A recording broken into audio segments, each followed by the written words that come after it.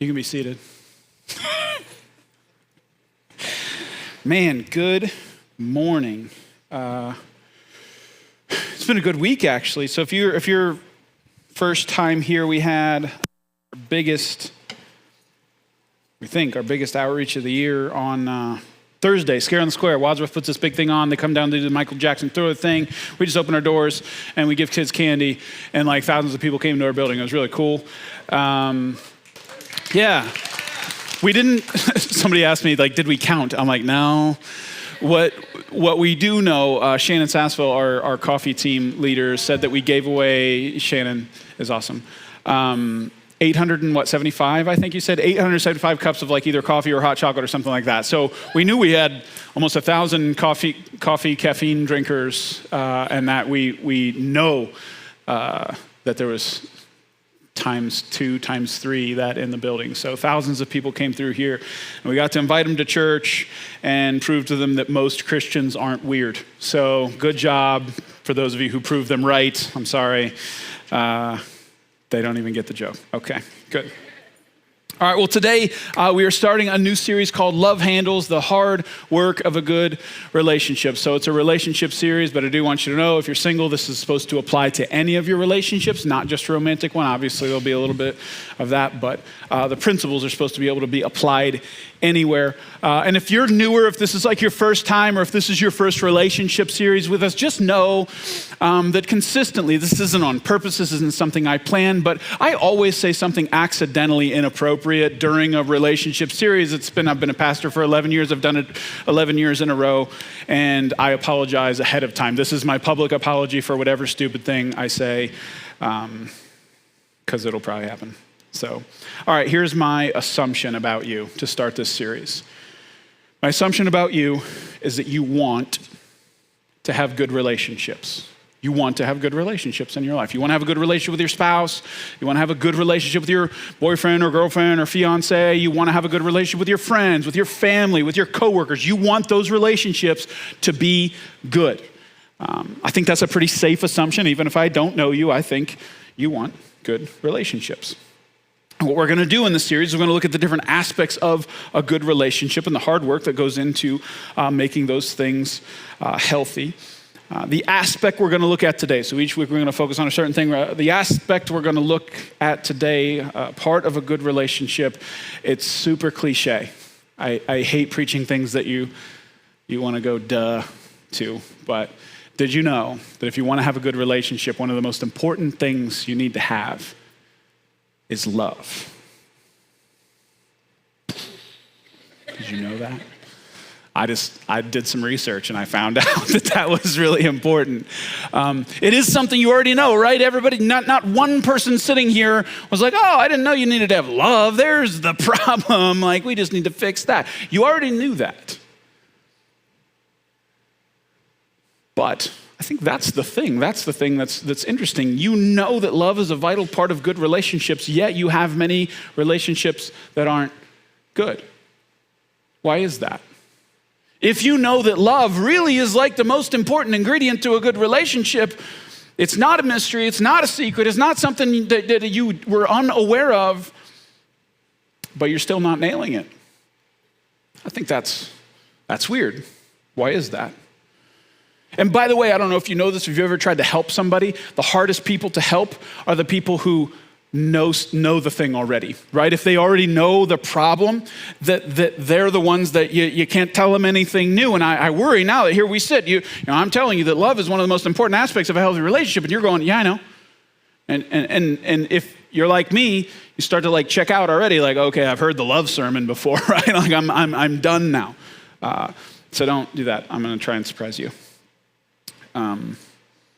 Because see, my curse is that I grew up in church and I heard all of the sermons. So now I don't want to preach those anymore, because if I preach a sermon that I'm bored in, you'll be bored too. So I try to entertain myself. So if hopefully that works for you, that I keep myself semi-entertained. So before we jump into love, I want to make an observation. I want to read a verse that's not directly related, but there's a principle in this verse that we need to grab onto to understand maybe why some of your relationships are failing, okay? So it's in 2 Corinthians chapter 10, verse 13. says this: we will not boast about the things done outside of our area of authority. We will boast only about what has happened within the boundaries of the work God has given us, which includes our working with you. Now, a guy named Paul wrote this to a church in the city of Corinth. He was actually arguing about some people with, about his influence in the church. It's a little bit of a church fight happening.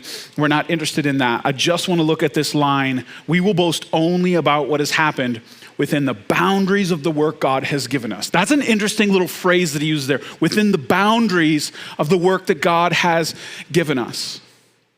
What that tells us about Paul, and again, I know this isn't like the main point of the verse, it's this little side window into one of the ways Paul thought. He's saying that he wasn't called to do everything, right? He was saying that he had boundaries around what God had called him to, and outside of that, he wasn't going to be worried about that. He was focused on the thing that God called him to. He was not unlimited in his influence and in his relationships. There was a sphere, there was a territory of sorts. There was a boundary around what God called him to do. What Paul was saying is that Paul was a limited person. He couldn't do everything. And guess what? So are you. You are limited. And the focus today is that you have a limited relational capacity.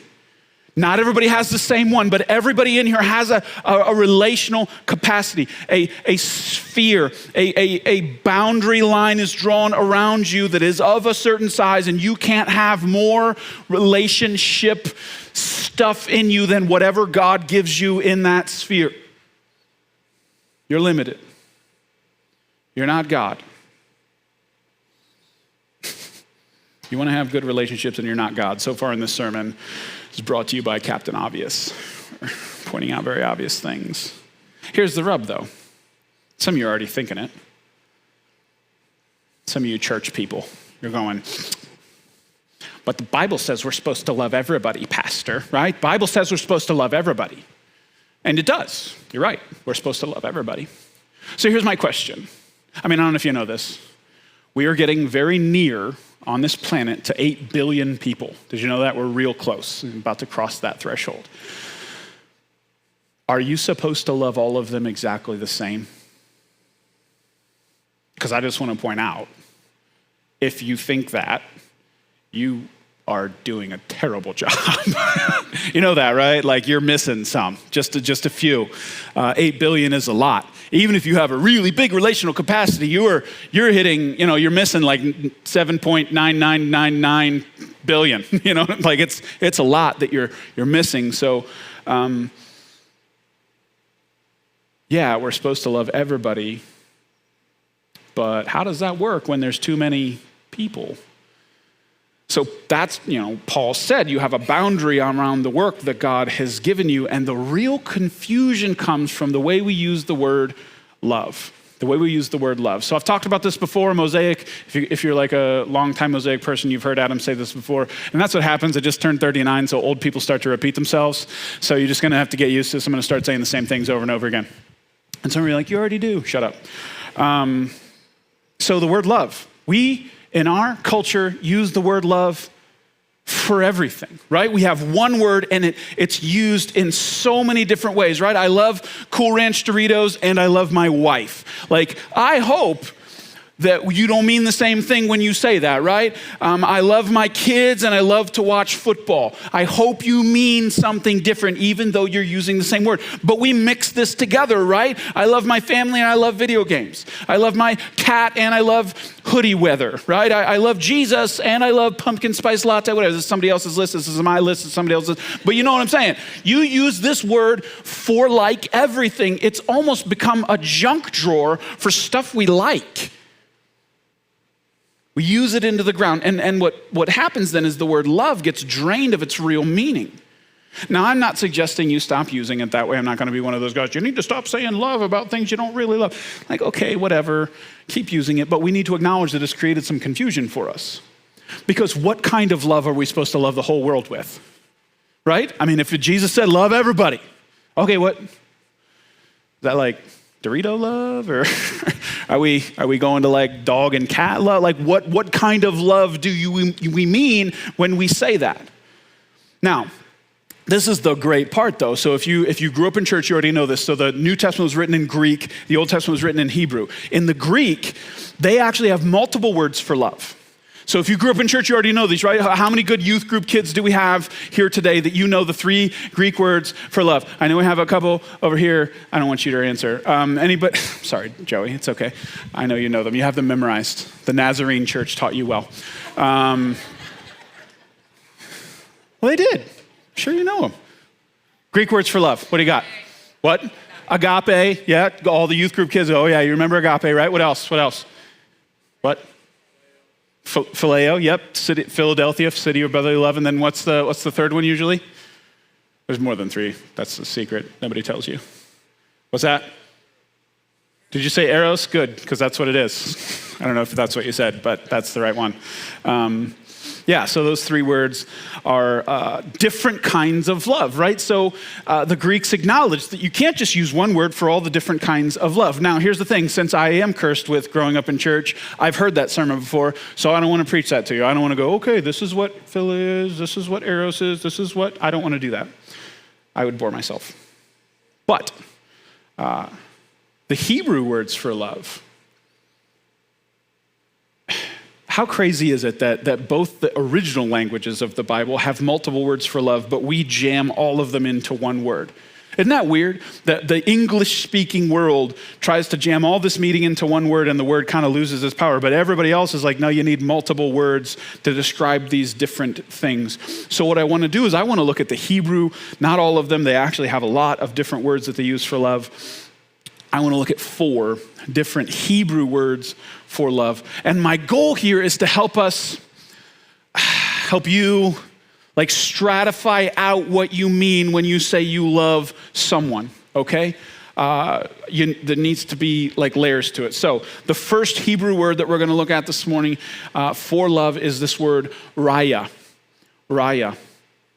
And this kind of love is the kind of love that you would have for a friend, a companion, a neighbor. It's actually pretty low cost, pretty low commitment. It's just the enjoying of another person. It's a friend. You definitely treat them with dignity and respect and all that, but it's just kind of an enjoyment thing. There's a little bit of it that's kind of selfish, as in, because there's no commitment, you don't have to put up with a lot. You know what I'm saying? Like if you enjoy them, cool. If you don't, we're good. Like we're out. Like, so it's very low level, low cost relationships with people. So that's like, I would say at the bottom of the pile, RAYA, love, friendship. Now, I already said, I want to give you 2 things about RAYA. 2 things, and they're to opposite ends of the spectrum. So first, our youth pastor, Pastor Scott, he's either in Rise and Grind or the substation right now with youth who follow him around like he's the Pied Piper. He's an amazing, so he is so highly relational. He just loves people like crazy. If you stand next to him, you love people more. That's how much like he just radiates this thing. So when he first came here about 3-4 years ago, so he's on Facebook, and everybody here started to try and like send him Facebook requests. I don't know if you remember trying to do this, but like you didn't get an answer right away. The reason you didn't get an answer right away is because Scott has the maximum number of Facebook friends. Isn't that crazy? Do you know what it is? It's 5,000, by the way. That's crazy. He has 5,000 Facebook friends, exactly, because that's as many as you can have. So when he came in here and you started friend requesting him, he couldn't say yes right away. What he had to do is he had to go and unfriend some people, which hurts him, you know, because he he remembers them all somehow. I don't know. I'm like, this person you randomly ran into 20 years ago, you're just friends with them now. So he had to minus some in order to add some. And what I want you to know is that when it comes to your RAYA level friendships in your life, you have a capacity.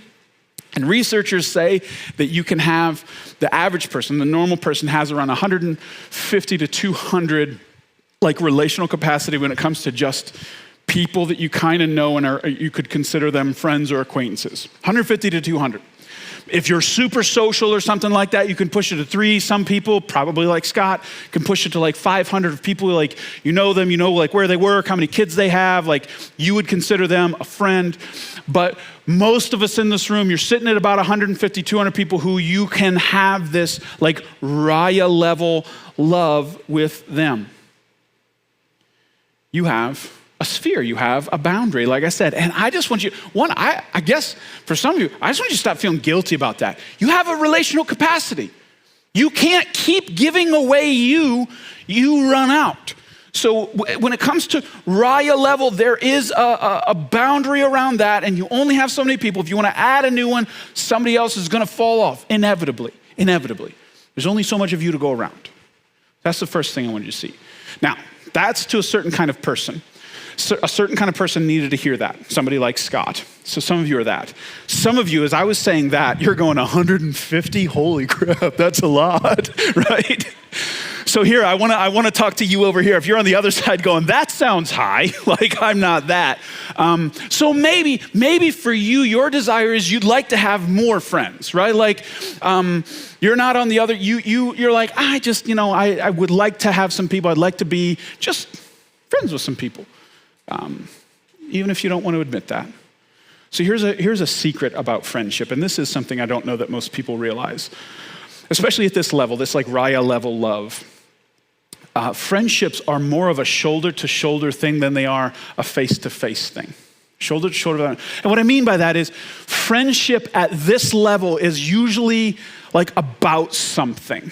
It's about something. There's an object to the friendship that you stand shoulder to shoulder with someone, and it's about that thing, right? And the thing doesn't have to have any substance to it at all. It can just be a thing. You got some friends who are just, they like the Browns, you like the Browns, you play fantasy football, they play fantasy, and that's they're your friends, but your friendship's about something, right? Some of you it's, hey, we're friends because our kid plays on the same soccer team, and we're friends because of that. It's about something.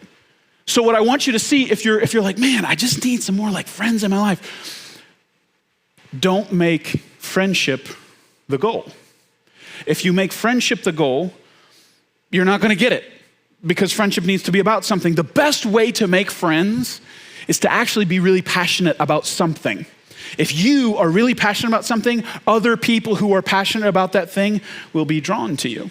And that's actually the best way to make friends. So specifically putting that inside of a church, when you come into church, it's super weird because you're coming in. I mean, how weird is it to show up to a church first time? If you show up today for the first time, like, listen, I'm an introvert. I struggle going into new places and stuff. Like, I'm proud of you this morning, even if you reject that. I'm proud of you because walking into a new place with new people, that's just weird. And if you've been coming for a while and trying to like break in, I'll tell you the best way to break it, the best way to make friends in a church is to serve. Is to get on a team that's actually, because then it's you're not trying to like make friends, you're doing something together. You get on a serving team and you say, hey, we're doing this thing together, and something grows out of that. That's the best way. And small groups are also that, but really I feel like the best way to make friends is for the friendship to be about something. And again, it can be anything. And there's all kinds of people. I joked in first service that we have a group of people here who play Dungeons and Dragons. And we're going to clap about that? Okay. But like, if we're going to clap about that, I feel like we got to get our clapping priorities straight now. Okay. I have to process this. But there are multiple different ways. Again, be passionate about something. I feel like the RAYA friendships spring out of that. One of C.S. Lewis' famous quotes about friendship is, a friendship is born when one person says, you too? I thought I was the only one. Like when you have that moment of a shared interest, a shared something, it's about something. So, RAYA friendship, love. You have a limited capacity. That's the first thing you need to know. Don't feel guilty. You only have so much of you to go around. Secondly, if you want to make RAYA friendships, don't make it about RAYA friendships. Make it about something else. RAYA. Second type of love that I want to look at today, second Hebrew word for love is this word AHAVA. AHAVA. It is the love of the will. And this one, so if RAYA is wide and spread out, AHAVA brings it in and it kind of sits on top. AHAVA is a way deeper kind of love, is a love where you choose to love someone. It's not, there's a commitment level involved that RAYA does not have. And the key to AHAVA is that you start to really see the person. You know, with RAYA, you can keep yourselves at arm's distance. You don't really have to always interact with the person's mess. You can keep the closet doors closed. You can clean up the house every single time they come over and they think, oh my gosh, you always keep your house this clean. This is amazing. Like, no, this is literally for the 45 minutes you're here, this is as clean as it's going to get. And then the kids are going to come out of the closet and they're going to make a mess again. But AHAVA, they start to see the mess. Okay? You see the person, you see their scars, you see their flaws, you see their idiosyncrasies, you see the skeletons in the closet, you see their dark side. And AHAVA says, I'm going to choose to love you anyways. AHAVA adds to the emotion commitment. I like you, oh, and I see all your flaws, and I'm not going anywhere. It's an I'm not going anywhere kind of love. I'm not pushing away from the table because of this thing about you. Now, obviously, if you're thinking about like the biggest, best prime example of AHAVA love is marriage. Marriage is peak AHAVA, peak AHAVA. And AHAVA kind of love is actually built into the vows in a wedding ceremony. Do you realize that? For better, for worse, for richer, for poorer, in sickness and in health, till death do us part. Those are AHAVA type language. That's commitment. That's a choice, right? That's a choice. I just did a wedding less than 24 hours ago. I stood right here, two people stood right here, and they promised AHAVA love to each other right here.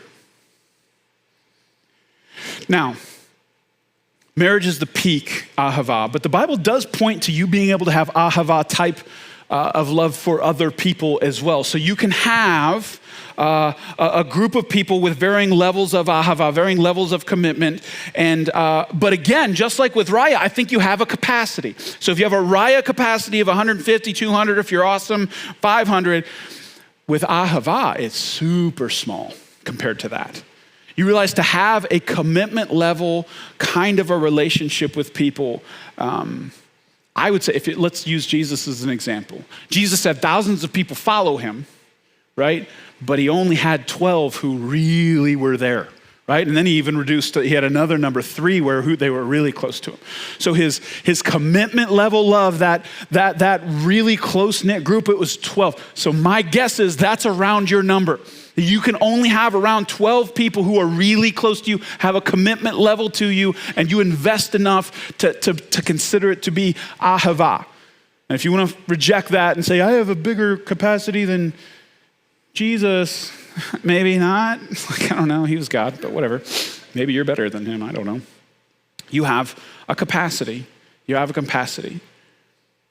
12-ish people in your life that you have a deeper commitment to. That you see them, you see their flaws, you see their scars, and you choose to love them. You choose to be in relationship with them. That's the thing. Isn't it weird when you start to get to know somebody, like you first meet them, you have this perception of them, like you just see, I don't know, whatever they present to you. And then as you spend more time around them, you get to know them a little bit better, you start to see like, oh, you messed up, man. You're not like perfect. You're not what I thought. Like there comes a point where you have to make a decision. Am I going to put up with this newfound flaw or not? And let me say this to married couples, if you're married. AHAVA is the love that you made the vows with. That is the basis of the vows that you made when you got married. Which is why I really like the conventional ones, by the way. Like, I know some people write their own, and I'm totally cool with that. I'm not making fun of you at all. But some of what people write, it's actually not vows. It's just they say nice things about each other, and that's not really promises. I like the conventional vows because they make promises. You're saying, I am committing to doing these things. But what I want to point out about those marriage vows, like when you say that stuff to that person, You're promising to love a moving target. Do you know that? Like, I know that when you stood up there, however many years ago it was, and you stared lovingly into each other's eyes and you said, for richer, for poorer, sickness, health, all that stuff, that you love the person standing in front of you, for sure. But the promise isn't just to love them then. The promise is to love them 2, 5, 10, 20 years. And guess what? They're gonna change. Did you know that? That the person that you stood in front of when you married them, like, they're not gonna be the same person 10 years later. And that can be, some of that's good and some of it's not. They may grow some good habits, they may develop some bad ones. But you said that you were gonna love them. And that's why, like, man, when I get into marriage counseling, I don't do marriage counseling very often because I'm bad at it, and you'll see why here in a minute. But like, if somebody comes in and they say this line like, they've changed. I want to be like, well, I have a pastor, no crap, right? Like, I mean, of course they did. So did you. Like, you're going to change, you're going to grow. You're promising in that moment to love a moving target. You have to love them all the way through. You're saying, I see you, and even what I don't see, I'm committing to be committed to you, to love you, no matter what springs out as we go. That's a big commitment. That's why, by the way, when Jesus talked about marriage, the reaction of the disciples was, ooh, who should get married? Like, that's how they reacted to it. I'm not even kidding. Like, that's crazy. And Jesus is like, the only way you can do it is if God is with you. Like, legit. Marriage is an impossible task. You are called to love someone through all of their mess. You need Jesus. Which leads us to our next Hebrew word for love, which is the word dode. Dode. It's the deepest form of love. My favorite definition of the word dode is the mingling of souls. Isn't that cool? Another definition is just sex. But I think that just the difference between those two things, however you think about them, is part of the problem. Just sex. I don't think we can say it like that. The Bible speaks to that part of a relationship in a very different way than our society does. And our society has kind of tried to make it out to be just sex, just not that big of a deal. It's just a physical thing. And the way the Bible talks about sex, it's so much more than just a physical act. It is a physical act, and it is an enjoyable one. Top 10 human experience, right? Maybe you got in your top 5, top 1, my top 1. But anyways, it's good. It's good. But see, I don't know. This is the part where I got to navigate this carefully. That's not controversial. Yeah, clap for that. If you're going to clap for Dungeons and Dragons, you better clap for that. There. Get our priorities straight over here. I have a joke. I'm not going to say it. Never mind. I'm going to walk over here. I just implying it made it happen. Okay. Sorry. I'm just happy my mom's not here. She was here first service. It's better this way. So when I was growing up in church, they talked about sex so weird in church. First of all, most churches wouldn't talk about it at all. It was just kind of taboo. You had one sermon when you were in youth group, right? It was pretty much just like, don't. That was the whole message, right? But you rarely heard about it. And then as I got a little bit older, most of the time I would hear pastors kind of rail about how, like, our society has made sex too important.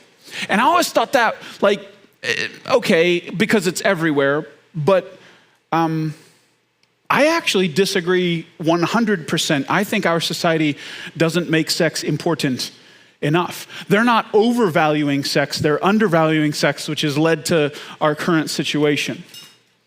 The way God intended for this to work is that these loves build on each other, and they culminate, they come together in this dode relationship. So it starts with RAYA, it starts with a friendship.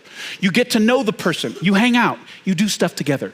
You start to like each other. That's where it starts. And then you build up into the various levels of AHAVA. You have commitment. You get to know each other even more. You start to find out, oh my gosh, they have this habit and that's crazy. Oh wow, they get really irritated here. You find out more and more. You see them and you decide, I'm not going anywhere.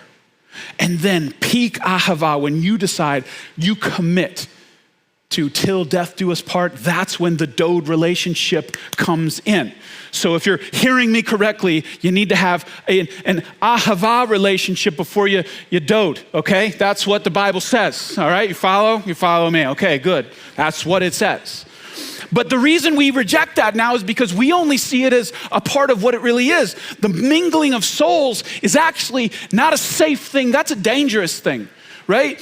Like if it's just a physical thing, whatever. But if it's the mingling of souls, is that the way the Bible talks about that act? Then you want to be real careful where that goes. And what God is telling us is, hey, the way I designed this whole thing to work is you need all this to end here. And if you take dode and you put dode anywhere else, it's a dangerous thing for your soul. Like that's crazy. So again, I feel like our society has not overvalued it, it's undervalued it. Now, let me show you where marriage was born, the invention of marriage. It was God's idea way back in the beginning. Listen to the language that's used in Genesis chapter 2, second chapter of the Bible, verse 24. This explains why a man leaves his father and mother and is joined to his wife. The two are united into one. Now, the man and his wife were both naked and felt no shame. There's this connection between the two. There's a physical and an emotional and a spiritual connection that is made that is so deep. Two becoming one. Two becoming one. RAYA first, AHAVA second, dode third. And as you can see, the circle gets smaller and smaller as you go into deeper and deeper parts of the relationship. You start with RAYA, you can have a couple hundred. You get to AHAVA, you're talking about around 12. Dode, that's just one.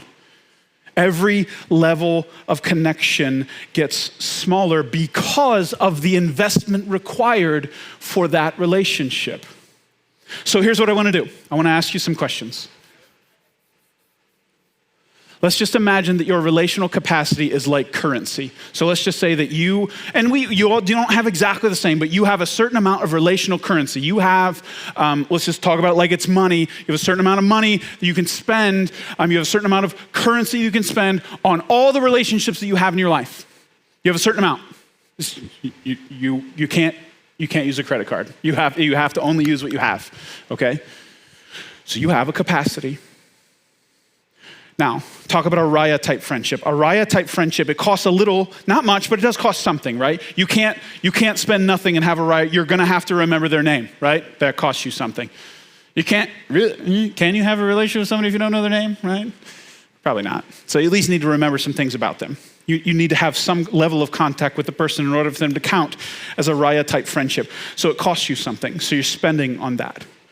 And then with your AHAVA relationships, those ones cost more, right? You can't, that's because you have to work through things. You have to forgive. You have to have a commitment there. So that costs more. Those are more expensive. And then the dode relationship, that is the most expensive relationship that you have when it comes to your relational capacity. That's the one you're supposed to spend the most on. So here's my question. What if part of the problem with some of your relationships is that you're misappropriating funds? I'm accusing you of embezzlement here when it comes to your relational currency. What if some of the reason your relationships are strained is because you're spending your relational currency wrong? That you're spending it flippantly? Because the highest spends need to be on the people closest to you. Your dode relationship, your AHAVA relationships, those need more than your RAYA. So for some of you, what's happening is you're spending so many little dollar amounts on those RAYA relationships. You have so many and you're spending it because you got the PTO and you got the kids' soccer team and you got church people. They take up a lot of time. You got your Dungeons and Dragon group. You got your family. You got your friend. You got all this, and you're just trying to spend. And by the time you get done with all these low level, not really that important relationships, you've got hardly anything left. And then you look at your AHAVA people and you're like, here. And then you look at your dode relationship and you're like, ooh, there you go, that's all I've got. It's because you spent it all already. You spent way too much on these shallow relationships. You just don't say no enough. You say yes to everything. And there's, again, God said you have a boundary, you have a limit. You are not an unlimited resource. So you've spent yourself on relationships that should not be that important. And your higher level relationships are suffering because of it. Or maybe it's not that. If you're having dode problems, maybe it's because you're spending too much relational capacity on some of your lower level AHAVA relationships. For example, you need to spend the most relational currency on your spouse. You do. The most. They need the most of you. Not your kids, not your mom, not your boss, not your best friend, not your golfing buddies. Your husband, your wife. They need the biggest investment. If they don't have the biggest investment, should you really be surprised that the relationship is hurting? If you're spending over here, you got a bunch of RAYA going on. Oh yeah, and I've spent over here. And then you give your spouse kind of what's left over. Should you really be surprised that the relationship's strained? You're giving the best of yourself to other people and you're not giving it to them. And I just want to say specifically, I know a lot of people who go here have kids because our kids ministry grows faster than the rest of the church. Every couple that comes in has 3 kids, so somehow kids ministry grows faster. So if you have kids, this is the hardest thing, right? Kids demand relational currency, right? They demand it. But one of your jobs is to make sure that you're spending the most relational currency on your spouse and not on your kids. The best thing you can do is spend more relational currency on your spouse. That's the most loving thing you can actually do for your kids. Your kids shouldn't be first. So I don't know, what's that look like? For us, I joke with my wife, but for as long as we've been married, if we sit down to watch something on the couch, I always sit next to one person, my wife. They can try to wiggle in, but I just throw them because they're little. Because I want to sit next to her. They can sit here, but she's going to be next to me because she's the one. And I think they like that. They like that. So I'm asking. I'm not telling. I don't know your situation. Are you misappropriating relational funds in your life? Are you spending too much on RAYA? RAYA is a black hole. You could spend yourself on shallow relationships and have nothing left for depth. You could. Is that it? Or are you spending too much on a few other people besides the one that you should be spending the most on? What's it look like? Do you need to reappropriate? Do you need to make some tough calls and cut some people or reduce some things or say no to some things in order to spend you on the right person, the right people? Again, I'm asking. You need to work that out. You need to pray about that. You need to talk to your dode. Start calling her your dode. That's a little weird. Yeah, it's weird. I've decided it's weird. All right, there's one last Hebrew word we got to look at. Because once you do that, once you do the define the relationship thing, because you got to do that, right? You got to go through it with your RAYAs and you got to say, okay, these are my RAYA friendships, these are my AHAVA, this is my dode, and you got to define how much of you you're going to spend. So you need to have that DTR, you need to have that define the relationship, kind of either it's a thought or it's a conversation, you need to do that. Once you do that, somebody's going to be sitting here going, okay, but what about, okay, Pastor, you didn't answer that thing about loving the whole world, right? Because now if you're saying I have a limited number of RAYA, limited number of AHAVA, and one dode, then what about the guy who cuts me off on the highway? What do I do with him? Because he's not my RAYA. He's not any of those things, so I don't have to love him. I can tell him he's number one and be done with it, right? So there is another Hebrew word that I want to talk to you about. It's the word HESED. HESED. And this is really, it's one of the more powerful words that's used. It could be translated loving kindness. It usually is. The definition of this word love this, is the persistent and unconditional tenderness, kindness, mercy, forgiveness, and compassion given.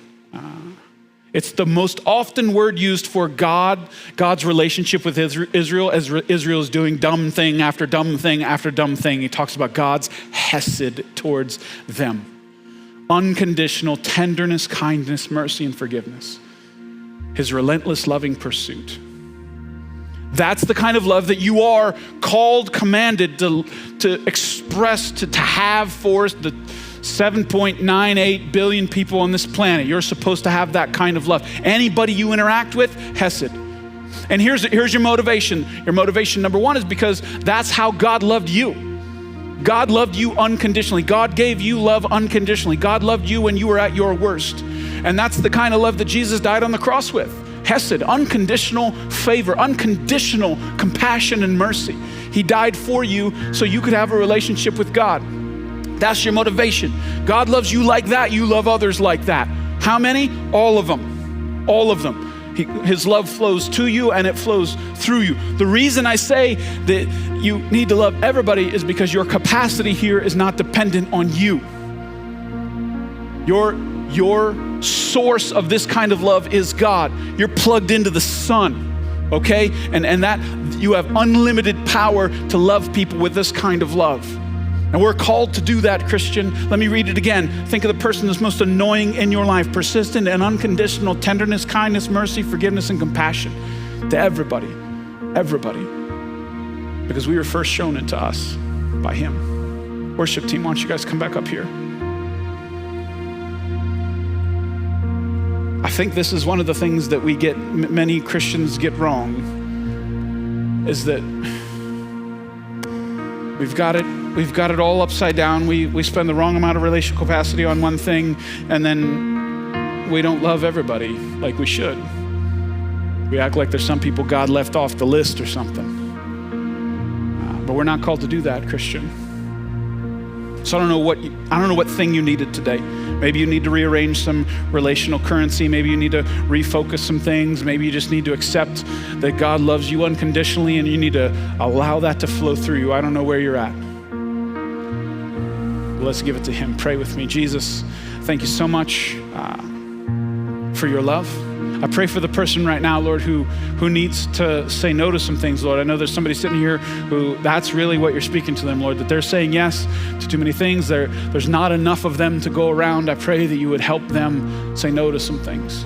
I pray that you would help the person whose marriage is suffering because they're spending themselves other places. I pray that they would have a conversation, Lord, and that you'd be with them in that conversation. That, they'd fight and then they'd figure it out. That you'd use the fight to draw them closer to each other and closer to you. And Lord, I pray for this church, Lord, that we would have that HESED kind of love for everybody, Lord. Unconditional kindness and tenderness and mercy towards others. And that we'd know you're the source of it.